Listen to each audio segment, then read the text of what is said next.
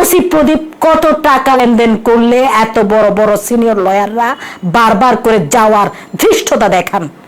একজন খুনিকে কিভাবে দিয়ে তিনি হিন্দুদেরকে আমি মনে করি অসম্মান করেছেন। তিনি যুক্তি থেকে আপনার উঠে আসতে হবে এই জাতির কাছে এবং কক্সবাজারের পর্যটন এলাকার প্রতিটি পর্যটকের কাছে এবং পর্যটন এলাকার প্রতিটি ব্যবসায়ী নাগরিকের কাছে আপনার ক্ষমা চাইতে হবে।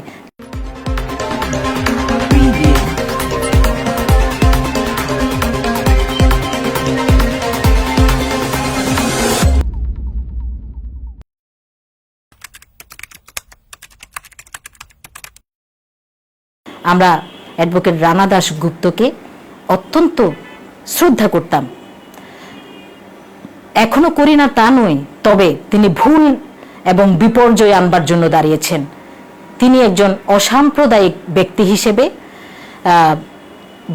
ধর্মনিরপেক্ষ মানুষ হিসেবে তিনি মানুষের অধিকার নিয়ে কাজ করেন। সেখানে সাম্প্রদায়িকতার ইস্যু তুলে 21 পত্রিকার যে প্রতিবেদন তিনি সাক্ষাৎকার তিনি দিয়েছেন, আমি তীব্র নিন্দা এবং ঘৃণা প্রকাশ করছি। তিনি একজন মহান মুক্তিযুদ্ধের সৈনিক, তিনি সশস্ত্র মুক্তিযুদ্ধে অংশ নিয়েছেন। তিনি সংখ্যালঘুর ভিতরে যদি ওসি প্রদীপের মতো একজন কিলারকে ফেলে এখানে যদি সাম্প্রদায়িক ইস্যু তুলে বাংলাদেশকে বিতর্কিত করতে চান, আমি বলবো আন্তর্জাতিক অপরাধ ট্রাইব্যুনালের যে দায়িত্ব তিনি পালন করছেন সেটি তিনি বিতর্কিত অবস্থায় নিয়ে গেছেন। এবং আমরা আইন বুঝি না, আমরা বুঝি মানবতা। আমি চাই বিশিষ্ট আইনজ্ঞ যারা বাংলাদেশ রক্ষার দায়িত্বে আছেন তারা অ্যাডভোকেট রানা দাশগুপ্তের এই সাম্প্রদায়িক এই ধরনের উস্কানি, যিনি বলেছেন 75-এর পূর্ববর্তী সময় কিংবা পরবর্তী সময়েও এখানে সাম্প্রদায়িক দাঙ্গা ঘটানোর জন্য একটি শ্রেণী লিপ্ত ছিল, তারাই প্রদীপকে চিহ্নিত করেছে। প্রদীপ নিরপরাধ। আমি তীব্র নিন্দা জানাচ্ছি। অ্যাডভোকেট রানা দাসকে আমি ব্যক্তিগতভাবে তাকে আমি সম্মান করি, চাচা রাখি এবং পায়ে ধরে আমি সালাম করতাম। কিন্তু আমি ভবিষ্যতে রানা দাস আমাদের চাচাকে যদি দেখি, আমি সামনাসামনি বলবো কিভাবে তিনি পারলেন একজন খুনি কিলারকে আমাদের ক্ষুদ্র সাম্প্রদায়িক অংশীদার হিসেবে দাবি করে, সাম্প্রদায়িক উস্কানি হিসেবে এবং হিন্দু জনগোষ্ঠীর অধিকার হিসেবে একজন খুনিকে কিভাবে দিয়ে তিনি হিন্দুদেরকে আমি মনে করি অসম্মান করেছেন তিনি। এবং তিনি হিন্দু সম্প্রদায়কে অসম্মান করে হিন্দু সম্প্রদায়কেই তিনি জঙ্গি বাহিনী হিসেবে এই দেশে আত্মপ্রকাশ ঘটাচ্ছেন।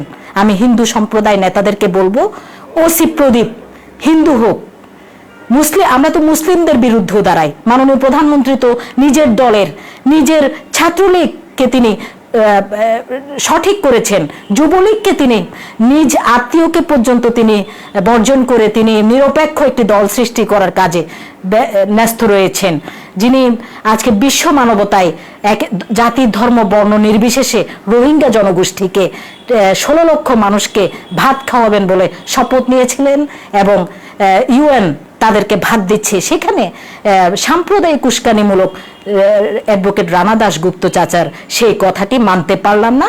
তীব্র নিন্দা এবং ঘৃণা।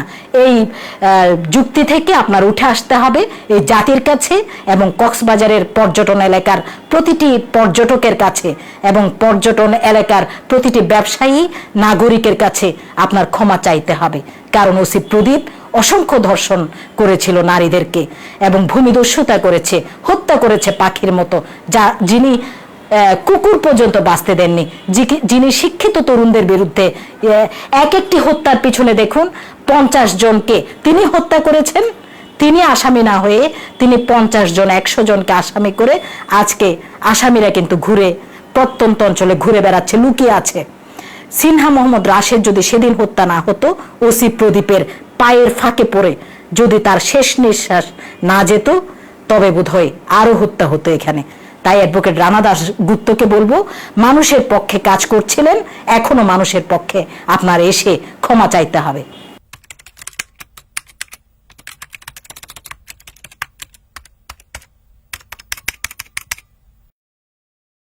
ওসি প্রদীপ কত টাকা লেনদেন করলে এত বড় বড় সিনিয়র লয়াররা বারবার করে যাওয়ার ধৃষ্টতা দেখান? তাদের বিরুদ্ধে বলবো এমসি কলেজ থেকে, সিলেটের এমসি কলেজের ধর্ষণ মামলার সে লয়ারদের কাছ থেকে একটি শিক্ষা নিন। সবকিছু কেন টাকার বিনিময়ে? এই দেশের মানুষ, এই দেশের লয়াররা হত্যাকারী, ওপেন হত্যাকারীর পক্ষে অবস্থান নেই। ভবিষ্যতের রাষ্ট্রেরই বলতে হবে যে ওপেন যেসব হত্যা হয় তাদের পক্ষে যেন কোনো লয়ার না যায়। এখানে আমি আরেকটি কথা বলবো, যেসব নিরপরাধ 30% মানুষ হত্যা করা হয়েছিল, আমার এই কথার প্রেক্ষিতে একটি তদন্ত কমিশন গঠন হোক। আমি কি এই কথাটি, আমরা কি এবং স্থানীয় হাজার হাজার মানুষ, লক্ষ লক্ষ মানুষ এই কথাটি কি সত্য বলেছে কিনা, তদন্ত কমিশন গঠন হয়ে যদি 30% নিরপরাধ মানুষকে ইয়াবা ব্যবসায়ী হিসেবে হত্যা করা হয়, তাদেরকে শনাক্ত করে তাদের হত্যার বিরুদ্ধে রাষ্ট্রকে বাদী হতে হবে। সেই পরিবার এখন নিঃস্ব। সেই 30%, 100 জনের মধ্যে 30 জন নিরপরাধ ব্যক্তি হত্যা হয়েছে, সেই 30% পরিবারে এখন অভিভাবকহীন। এবং তাদের পরিবার যদি তারা ইয়াবা ব্যবসায়ী না হয়, তাদের পরিবারের ভরণ পোষণের দায়িত্ব কিংবা তাদেরকে একটি অর্থায়ন সরকার করতে পারে এবং তাদের হত্যার মামলার ব্যাপারে রাষ্ট্রপক্ষকে বাদী হতে হবে। এবং যারা ধর্ষিতা হয়ে জেলা কারাগারে রয়েছে, আমি বলবো সেখানে যারা আইনজীবীরা আছেন কিংবা high court division, supreme court division, তাদেরকে বলবো এই ধরনের ধর্ষিতাদেরকে যে কোনোভাবে, তাদেরকে কিন্তু ইয়াবা ব্যবসায়ী ফাঁসানো হয়েছে, এই ধরনের নিরপরাধ নারীদেরকে আপনারা অবিলম্বে মুক্তি দেন, নিঃশর্তে মুক্তি দেন।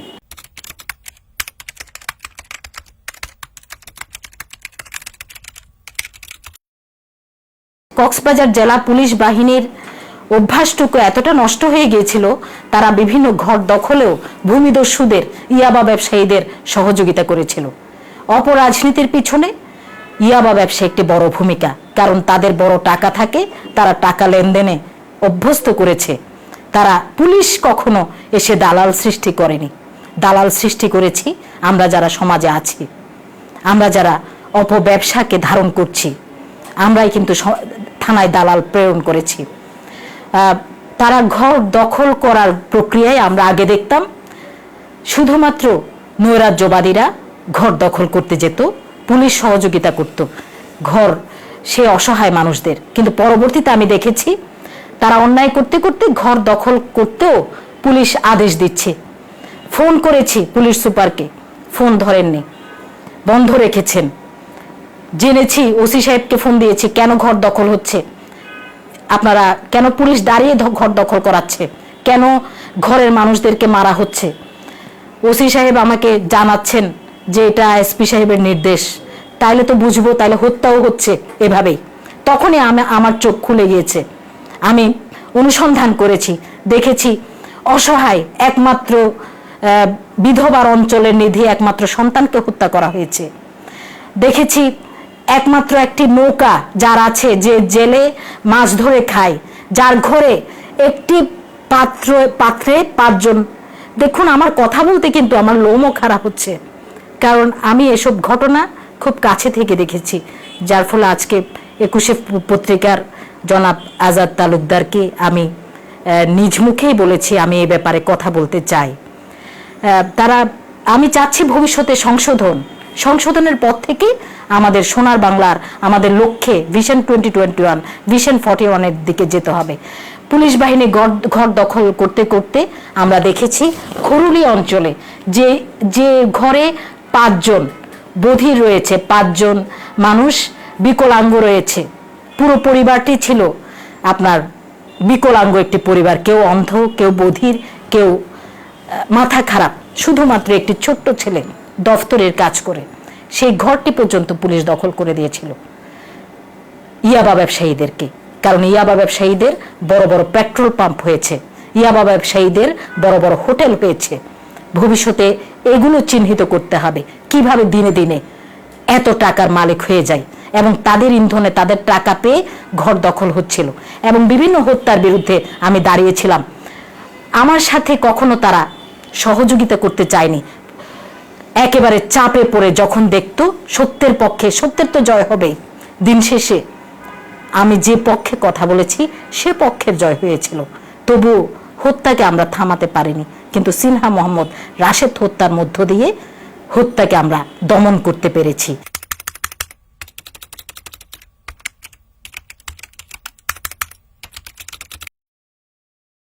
ইয়াবা ব্যবসায়ীদের সেই স্ত্রীদের কেন ধর্ষণ করা হলো, কেন তাদের কন্যাদের ধর্ষণ করা হলো, কেন টেকনাফের প্রতিটি নারী তার সম্ভ্রমহানির ভয়ে রাতে পাহাড়ে কাটাতো?